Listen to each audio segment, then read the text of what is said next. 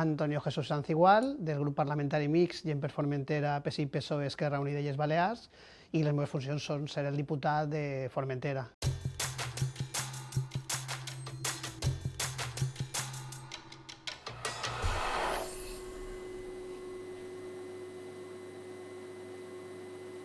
És un lloc molt emblemàtic i a més els llibres tenen ànima i estar aquí te transmet aquesta ànima. És un orgull representar el poble de Formentera el dia de la presa de possessió.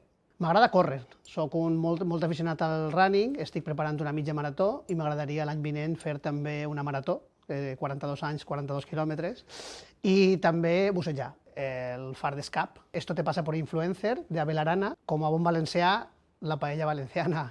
Marta, Sebas, Guille i los demás, Matrix. Estic aprenent a tocar el violí. Apassionat, honest i tenaç. La tenacitat que es converteixi en caparrut. Un muntatge d'estants de maquillatge i perfumeria, fa més de 20 anys.